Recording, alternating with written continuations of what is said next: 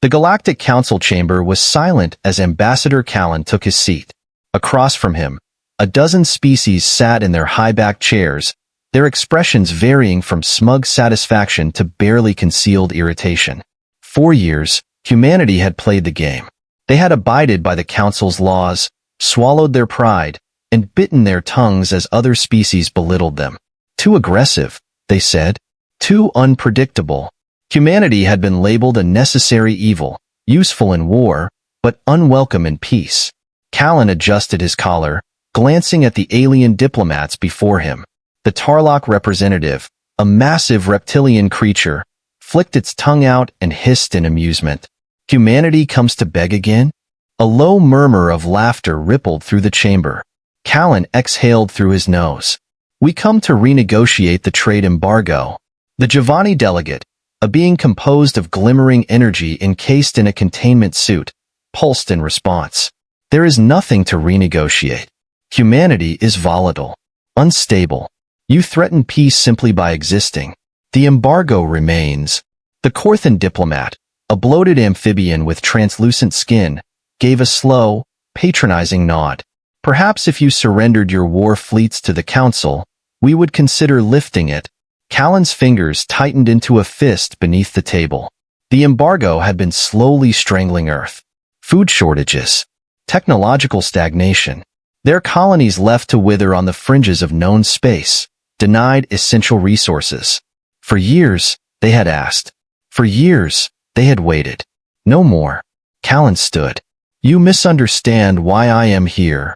His voice was calm, controlled. This isn't a request. The laughter stopped. Some diplomats shifted uncomfortably. The Tarlock representative narrowed its slitted eyes. You dare. Callan placed a small device on the table. A holographic feed flickered to life, showing real-time footage from the borders of Galactic Council space. Human fleets. Hundreds of them. Battlecruisers with their weapons charged. Carriers unleashing swarms of interceptors. Frigates tearing through defense stations like paper. Planets under blockade. Orbital stations seized. The United Human Systems had moved with surgical precision. Every strategic point in Council-controlled space was already compromised. Callan looked around the table at the stunned faces. For too long, we played by your rules. We asked. We waited. We suffered. He leaned forward, voice cold. We are polite no more. The Giovanni delegate's light dimmed. You can't. We already did. Callan tapped the device, and new footage appeared. Council fleets burning, command stations left adrift, surrendering troops being escorted from their posts. Silence hung heavy in the chamber. The Corthan ambassador swallowed thickly. What do you want? Callan smiled. At last, you're asking the right question. Callan let the silence stretch, savoring the moment. He could see the raw panic behind the diplomat's expressions as the reality settled in. Humanity wasn't here to ask anymore. They weren't here to negotiate. They were here to dictate terms. The Corthan ambassador's gills flared open and shut as he squirmed in his seat. This is madness. You risk plunging the entire galaxy into war. Callan shrugged. We aren't at risk. We've already won. The Tarlock representative bared its needle-like teeth. You think you can just take what you want? That will bow to your demands. No, Callan said, his voice steady. I think you'll listen. Because right now, your fleets are either in ruins or scrambling to regroup. Your supply lines? Cut.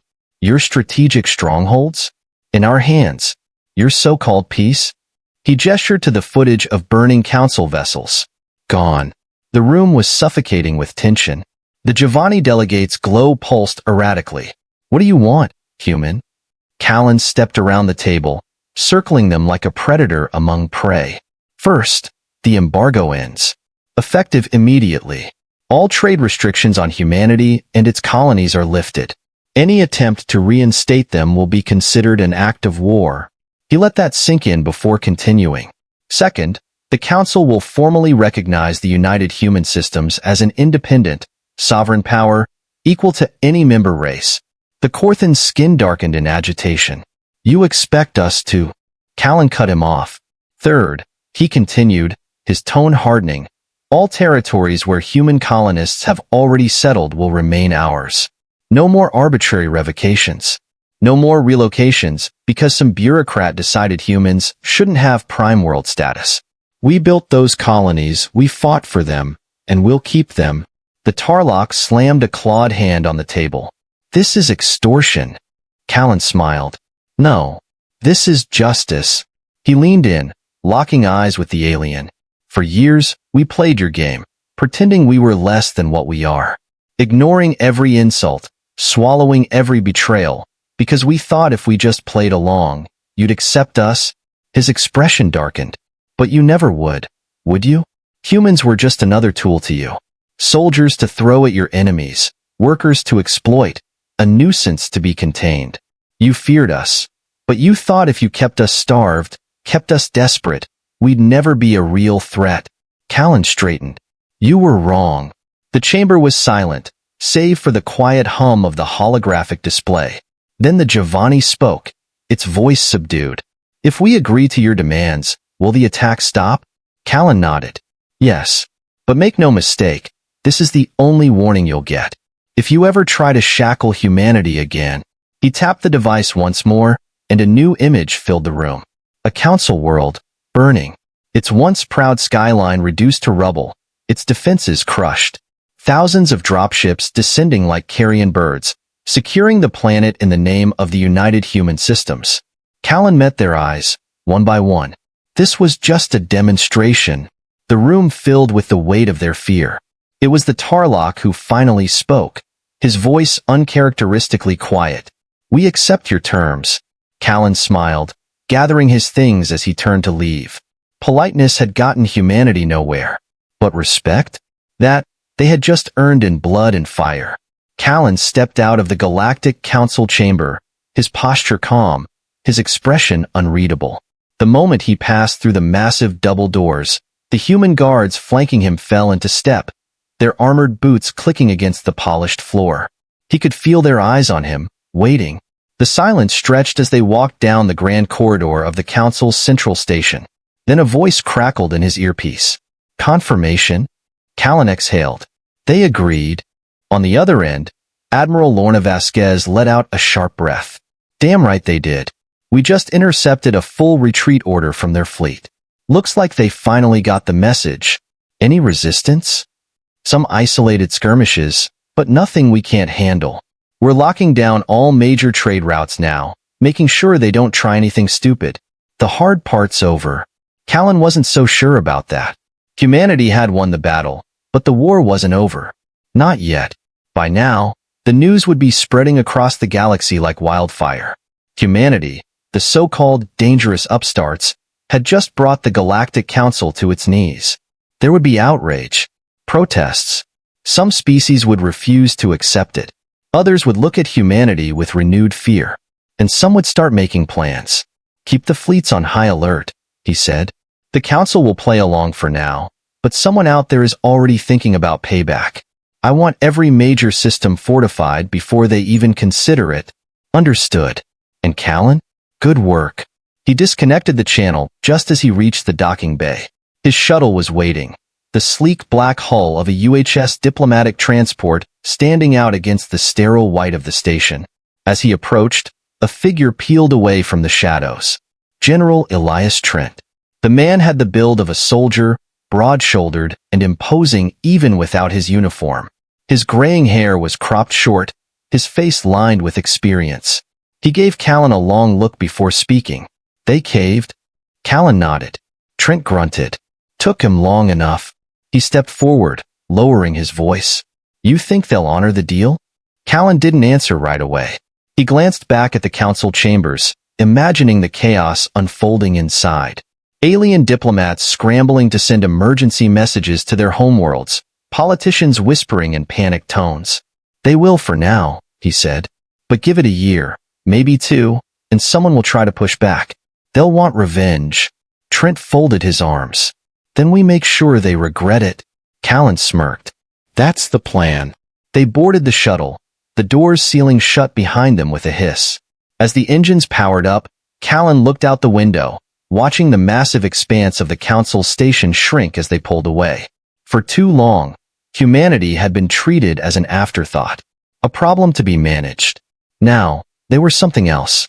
A power. A force to be reckoned with.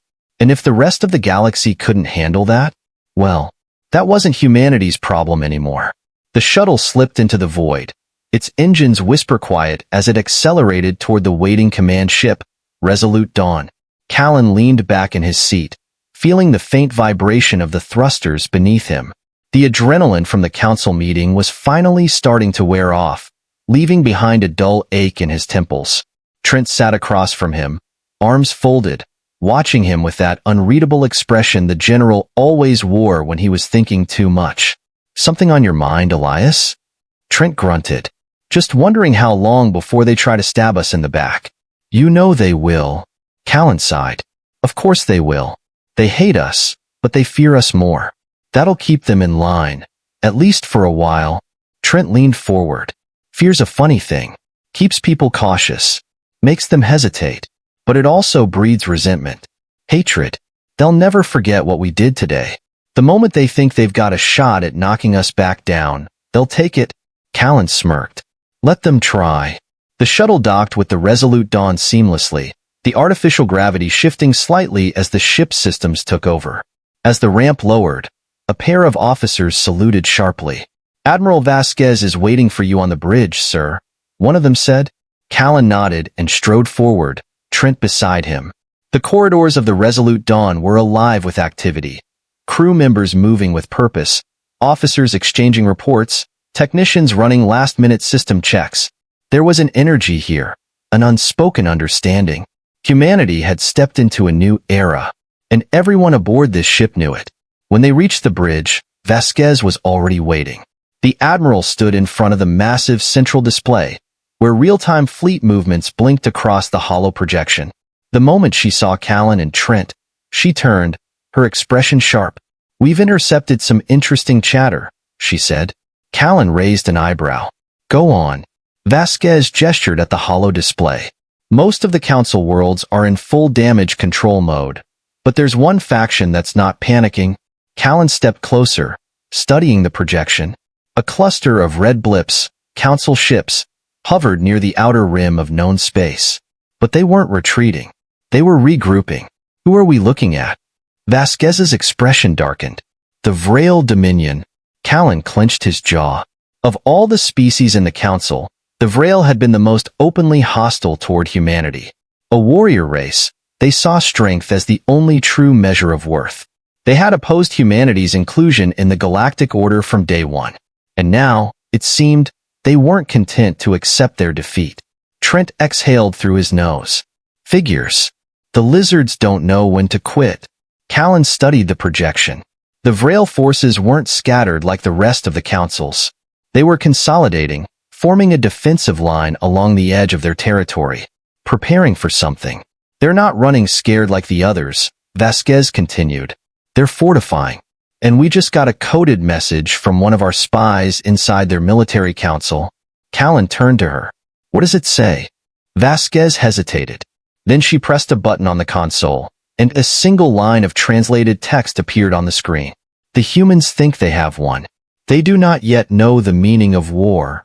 Silence hung in the air. Callan exhaled slowly. He had expected resistance, but the Vrail weren't just resisting. They were planning something. Trent cracked his knuckles. "Looks like we're not done proving ourselves yet." Callan stared at the message for a long moment, then turned to Vasquez. "Send out a priority message to all fleet commanders. Tighten security on every occupied station, double our border defenses, and get me a full analysis of the Vrail's fleet strength. I want to know every ship, every supply route, every weak point." Vasquez nodded sharply. "Understood. And if they make a move..." Callan's expression hardened. "Then we remind them why we stopped being polite."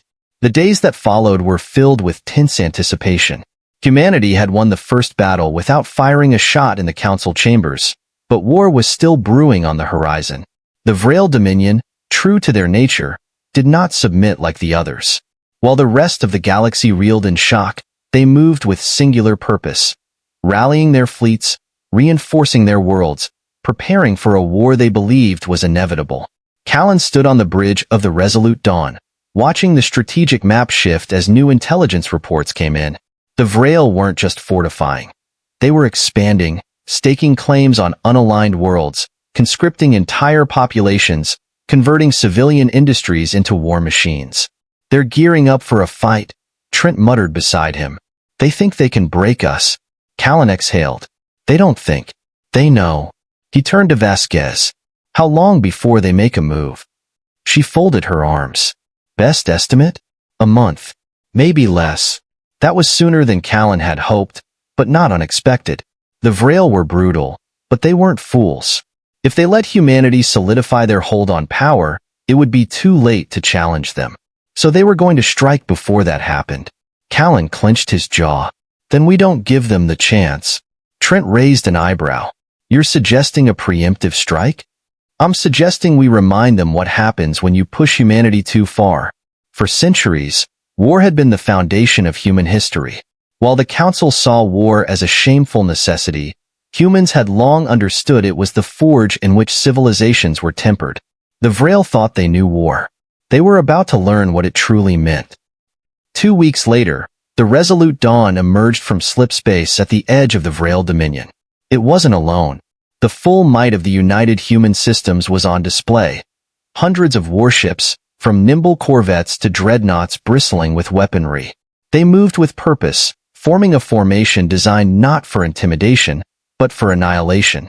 On the bridge, Callan stood before the holocom, staring at the reptilian face of High Warlord Kraxos, the supreme leader of the Vrel Dominion. The warlord sneered, his yellow eyes gleaming with contempt. You come here thinking to scare us, human? Kraxos hissed. You think your fleets will break us? Callan's expression remained unreadable. No, he said simply.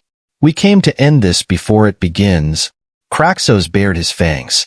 It has already begun. Behind him, the tactical display lit up as the Vrel fleet surged forward, hundreds of warships roaring toward the human armada. They had no interest in diplomacy, no interest in negotiation. They wanted blood. Callan exhaled. Then let's finish it. The Battle of Corix Rift would be remembered as the moment the galaxy changed forever. The Vrel came with fire and fury, their warships charging forward with reckless aggression. Their fighters swarmed like locusts. Their dreadnoughts unleashed volleys of plasma meant to shatter entire fleets. But humanity had long prepared for war. Their ships moved with lethal precision, firing in coordinated strikes that tore through the Vrel lines. Advanced railguns punched through their hulls like paper. Missile barrages turned capital ships into burning wreckage. Electronic warfare crippled their formations. Humanity didn't fight like the other Council races. They fought to win. Within hours, the Vrel fleet was broken. The survivors tried to flee, but the humans didn't let them. No mercy. No half-measures. By the end of the battle, the Dominion's armada was nothing but debris scattered across the void. A week later, Callan once again stood in the Galactic Council chambers. This time, there was no laughter, no mockery, no condescension. The alien diplomats sat in stunned silence, staring at the hollow footage of the destroyed Vrel fleet, of burning planets that had refused to surrender, of warships reduced to drifting corpses in the black. The Vrel Dominion, one of the Council's most powerful members, had been utterly and completely crushed. Callan let the silence stretch before he finally spoke. The war is over, he said. Humanity did not start it, but we finished it. His gaze swept across the room, meeting every pair of alien eyes. Some were terrified. Some were in awe. All of them understood. This is your only warning, Callan continued. We do not seek war. We do not seek conquest. But we will never, never allow ourselves to be shackled again. He took a step forward, his voice like cold steel. If you wish to stand beside us, we will welcome you as equals. But if you wish to stand against us, he gestured to the hollow screen, where the remnants of the Vrel fleet drifted in space. This is what awaits you. The chamber remained silent. One by one, the diplomats lowered their heads in acceptance. Humanity had spoken, and for the first time in galactic history, the galaxy listened. In the years that followed, the balance of power shifted. The Galactic Council, once a stagnant institution built on outdated ideals, had no choice but to adapt. Humanity's rise reshaped everything. Old empires fell. New alliances formed. The united human system stood as a force to be reckoned with, not conquerors, but guardians. Not tyrants, but a people who had earned their place among the stars. And though the wars would come and go, one truth remained. Humanity was polite no more, and the galaxy would never forget it.